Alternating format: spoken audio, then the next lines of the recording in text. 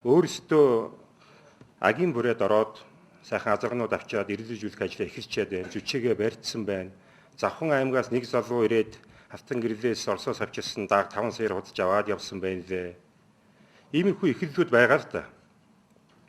Ер нь бол ирлийн задуу ялангуяа сайн үйлдвэрийн адуу бол юу л да. Арьс хөрс нингин, тэсвэр төвчээр муутай тийм муу талууд байгаа.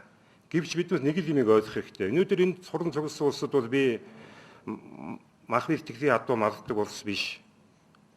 Унаа тээврийн морд үржилдэг улс биш. Зөвхөн хурдан адууны төлөө ажилладаг ийм уяашид үржиллийн ажлын улс ирчээ сууж байна гэж би ойлгож байгаа. Түрүүн Тогров адууг ярьлаа. Тогров адуу мөн л дээрээс улбаатай энэ хурдан англи угшлын адууны удам байхгүй юу? Индекс гэж Тогров халтрын эцэг бол Билэг Дэмрэл бит хоёр морин тойрогдоор очиж паспортыг үзсэн. Эцэг нь цэвэр англи азар байна л. Тийм учраас ингэж үеийн үедээ Эрдэнэ чулууны шарг хүртлээ ингэж удамшин хурдалж байгаа байхгүй юу? За ер нь бол дэлхий дээр өнөөдөр хамгийн хурдан адуу бол цэвэр цусны англи адуу гэж байгаа маа. Энэ адуу бол ерөөсөө үүсэж хөгжсөн цаг нэг богинохон. Жишээ нь манай Монгол адуу бол хэдэн мянган жилийн түүхтэй байхад англи адуу үүсэн бий болоод ерөөсөө 300-гаатхан жил болж байна. Удмын бичгийн хөдлөөд ерөөсөө л 270-гаатхан жил болж байгаа байхгүй юу? За тэгэхээр биднээс ерөөсөө их олон адуутай ийм учраас ерөөсөө анхаарал тавьдаггүй удмын бичиг хөтэлдэг юм байна. Өнөөдөр буянтай буурлууд мань амьд байгаа дээр энэ аймгийн уяашдын холбоо, сумын уяашдын холбоо санаа тавьж нутаг усандаа байдаг өвгчүүдээс хуучин хурдан адууныхаа бүх удмын бичиг одоо гаргаж амжих хэрэгтэй байхгүй юу? Тэгээд одоо уяашдын холбоо энэ ажлыг төвлөрүүлээд удмын бичгийн сан бүрдүүлэх хэрэгтэй байна. Өнөөдөр Монгол хүн өөрийнхөө 5%-ийг мэдэхгүй байна шүү дээ. Тэгэд англи адуу өөрийнхөө 15%-ийг мэдэж шít. 20%-ийг мэдэж шít. Ер нь бол Чингисийн нуус төвчөнд хэлсэн байдгийн. Урт хүзүүдтэй гоёмсог аргамаг хөлгүүдийг Азас дорндоос бэлгэн Чингис хаанд авчиж өгч байсан гэж. Тэгэхээр Монгол оронд бол иргэний задуу өдөөс 800 жилийн өмнө эхэлж ээжээ гэж бодож байна. Мөн энэ зууны ихээр хүрээнд гоёмсог иргэний задуу морин тэрэгэн төлж одоо баяжчууд энэ бог тааныхын тэр явж исэн мэдээ байгаа юм. Үүний дараагаар хувьсгалаас үргэж Оросын улаан хувьсгалаас үргэж орж ирсэн борээдууд өөрийнхөө иргэний задуутай орж ирсэн байхгүй юу? Ялангуяа энэ хинтийн дадал бэндрэд тэндээс манай бас нэг иргэжүүлэх ажил нэмсэн байхгүй. Одоо даваанрынгийн хавцаа азрах гэдгүүд яа харахгүй иргэний азрах зурган дээр нь. Ямар өгчртэй нь бас сайн тодорхойгүй л байна. Баяр магнууга номон дээр бол удмын ямар хэмжээгээр бичсэн байгаа юм тий. За өнөөдрийн байдлаар бол цэвэр цусны англи адуу яг цэвэр цусных нь бол Монголд байна шүү дээ. Яг миний тооцоогоор бол цэвэр цусны англи азраг ердөө 9 ширхэг байна. Бусд нь дандаа Бодионы, англи Бодооны, англи Кабердин, англи Ахалтек, цэвэр цусны араб, англи Тарикен гэсэн азрагнууд байна. Ер нь тэгээд хувийн хөвшилд орохоор үржлийн ажил зөв явдаг юм байна.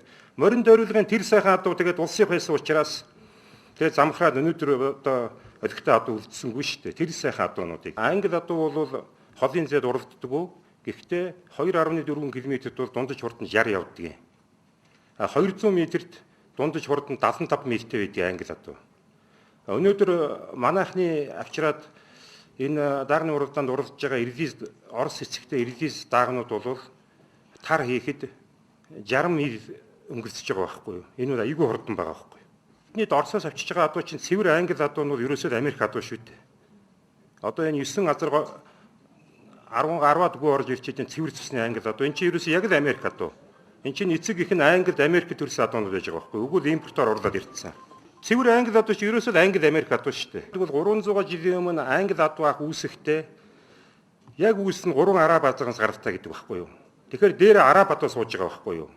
Гэхдээ энийг бол Английн бүлээн цусны адуутай холиод 3-4 адуу холиод эргэж хооронд нь үржлэх замаар гаргаж авсан адуу шүү дээ англи адуу.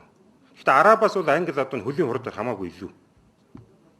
Тэсвэрээр араб нь арай илүү. Гэхдээ Монголын нөхцөлд араб нь ч илүү зохимжтой байж магадгүй. Одоо бид нар чинь 2004 оноос эхэлж 2003 онд анхны адуу орж ирлээ гэж бол 2004 оноос эхэлж үржил хийсэн. Тэгэхдээ одоо миний нүдээр ямар ч хэсэн төрхөөсөө бол гүү өхөөгүй л байна. Гүү гэмтээгүй л байна. Саваа дагаж гардаг юм байна. Эрсдэл ер нь гарахын хувьд бас бага байгаа шүү. Тий. Билэг Дэмбэрлийн бор хавцаа азраг бол үнэхээр онцгой азраг. Энэ Орос адуунтар ийм адуу бас тийм олон биш. ийм өндөр цустай мөртлөө арьс хөрс зузаантай. Тэгээ эрэгтэй хүртэл эн чинь ерөөсөө тэр хол замыг 10-аад өдөр туулаад ирэхэд ямар шарх сөрөг үрсний онцгой адуунууд байх юм. Энэ үнэхээр бэлчээрээрээ яваад олон сайхан төл өгөөд Монгол адуу шиг ингэ явж байгаа. Өөрөө гүү мүгэ өөр азарганд алдахгүй. Гэхдээ ер нь энэ Орос азаргнууд байна штэ. Ороо орох хот мотор аюулгүй ширүү юм аа. Ерөөсөө эдний аргачлгүй үстэй Монгол адуу шиг бэлчээрээрээ явах юм чи дандаа тижээлтэй байх ихэнх нь. Тэгээд тийм юм уу? Ерөөсөө 10 гүү байсан ч дараагийн гүүхэд дайраад ах ихэнх нь тийм байж. Ороо аюулгүй сайтай байна. Цэвэр англи азаргууд энэ тал дээр бас муу байгаа.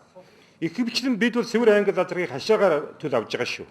Тий. Гэхдээ яг бид хурдаа улам өндөр болох гэдэг нь шүү дээ. Яагаад эдгээр чи хамгаалаад хашаанд гүүг нь хэлтүүлээд юм гэхээр ямар ч хамаагүй адуудаа очиод ноцолт чинь айхгүй айхаа мэдэхгүй эн чинь дээд зэрэг нэг хүний хурд дахиулахад ерөөсө хурд зөрөгтэй адуу хурдан байдаг үстэй ер нь. Тийм зөрөгтэй байхгүй. Тийм учраас ямар ч хамаагүй азарганд очиж уруулчих гэдэг байхгүй. А уруулчих юм бол шархаа даах муу тийм нэмхэн арьстай тэгээд тийм эмзэг адуу учраас цэвэр англи адууны хувьд бол